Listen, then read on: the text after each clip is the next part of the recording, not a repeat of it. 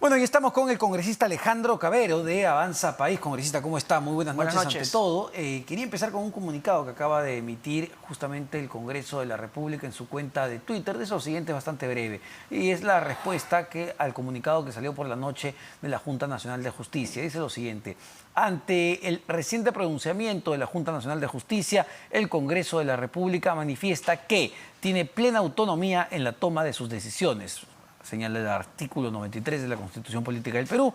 Por lo tanto, reafirma que actuará con respeto a la Constitución, a la separación de poderes y a la independencia de los organismos constitucionales autónomos. Y esto, además, este pronunciamiento de la Junta Nacional de Justicia mereció el hecho de que la congresista Patricia Chirinos presente una denuncia constitucional contra todos los miembros de la Junta Nacional de Justicia. No, le pregunto, porque es parte de su bancada, ¿no es un acto un poco exagerado en el sentido que lo que invocaba la Junta Nacional de Justicia era una reflexión, ¿no? No los estaba llamando, digamos, o obligando a nada en absoluto? Mira, Omar, lo que pasa es que yo creo que la Junta aquí ha extralimitado sus funciones por una razón muy clara, ¿no?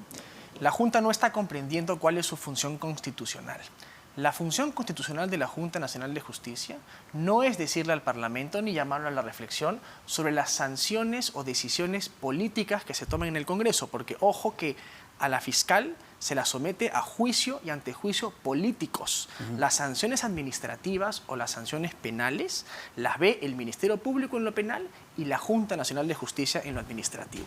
Por lo tanto, no solo no es su función decirle al Parlamento cómo debe o no debe actuar políticamente, sino que además, siendo la Junta el ente que va a evaluar cualquier inconducta ética o falta administrativa como fiscal que pueda acarrear su destitución de la señora Zoraida Ábalos, es evidentemente pues una toma de posición, un adelanto de opinión, una irresponsabilidad de parte de la Junta Nacional de Justicia emitir este comunicado, porque además ellos se supone que son un órgano imparcial, objetivo, de evaluación en el nombramiento, ratificación de jueces y fiscales a nivel nacional. Entonces, lo que han hecho a mí me parece tremendamente irresponsable y obviamente extralimitando sus funciones y sus atribuciones constitucionales. Sin embargo, en el mismo comunicado de la Junta Nacional de Justicia hace este llamado a la reflexión porque señala que el Congreso de la República está evaluando un criterio jurídico que habría tomado, que tomó en realidad la fiscal Zoraida Ábalos,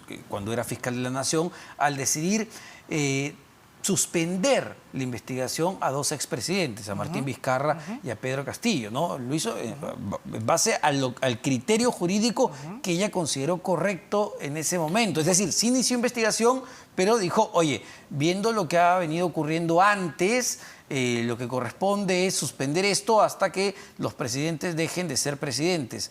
Podemos estar a favor o en contra. De hecho, Pablo Sánchez estuvo en contra y lo abrió. Pero es un criterio jurídico. De acuerdo, pero la evaluación en el Parlamento y la sanción en el Parlamento, que primero puede ser la destitución o finalmente la inhabilitación, para cuyas decisiones además se requiere una votación distinta. La destitución requiere una, la inhabilitación otra.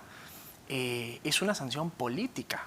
Y las sanciones políticas se debaten y se discuten en el Pleno del Congreso de la República con argumentos a favor, argumentos en contra, nos pueden gustar o no nos pueden gustar.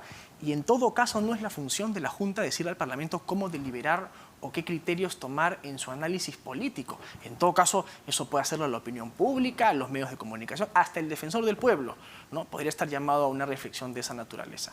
Pero no la Junta Nacional de Justicia, cuya imparcialidad y objetividad en la evaluación y ratificación de jueces y fiscales, incluida Zoraida Ábalos, es bien peligroso que adelante opinión o se pronuncie en este tipo de temas. Claro, pero el Congreso de la República como institución también no está de alguna manera abusando de las competencias que la Constitución le da en el hecho de evaluar un criterio jurídico simplemente porque no están de acuerdo y denunciarla constitucionalmente e inhabilitarla. Es que no me parece, porque el Parlamento, a diferencia de la Junta Nacional de Justicia, me parece que son 5 personas, cuya deliberación podría alcanzar consenso. Es más cerrado, ¿no? Es mucho más cerrado y podría alcanzar consenso mucho más rápido y ser incluso mucho más impositivo en algunas decisiones.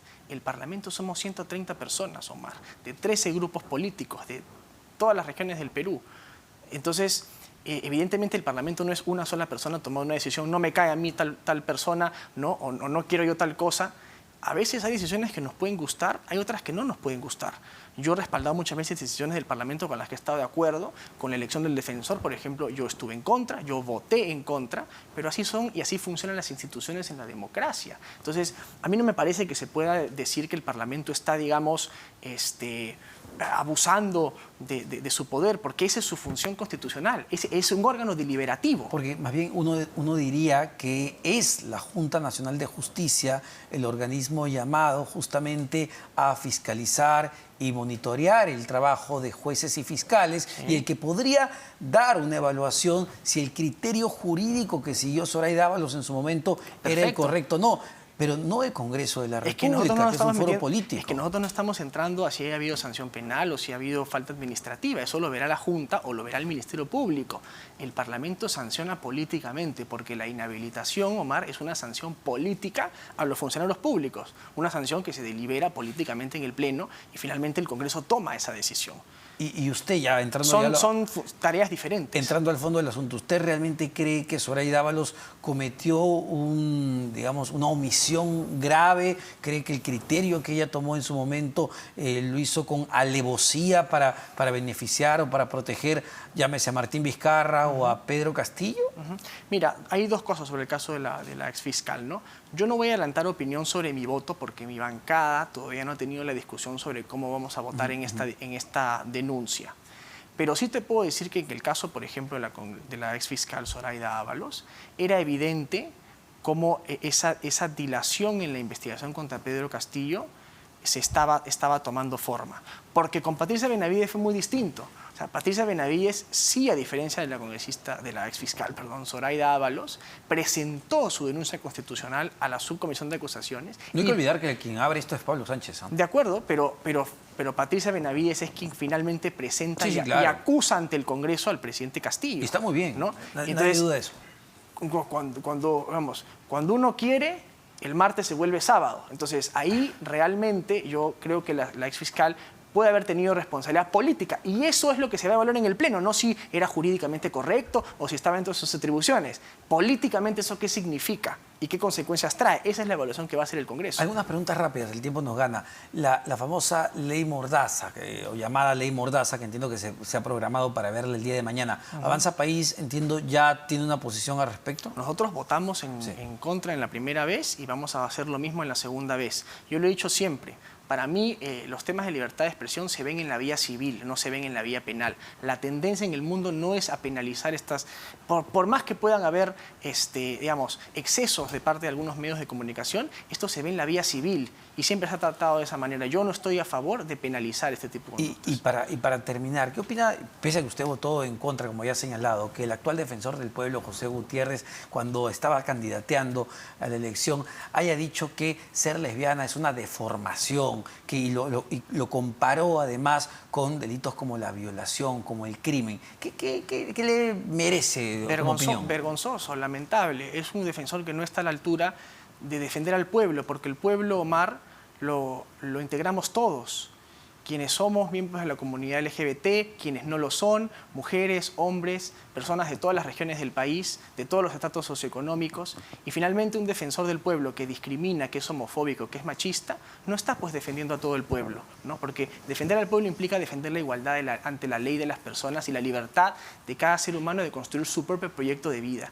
Es lamentable que un defensor del pueblo o aquel que se hace llamar defensor del pueblo tenga este tipo de declaraciones absolutamente lamentables en contra de peruanos que merecen todo el respeto y tienen el derecho de vivir su vida como mejor les parezca. Muchísimas gracias, congresista, por esta entrevista. Alejandro Cavero, congresista de Avanza País. Tenemos que despedirnos.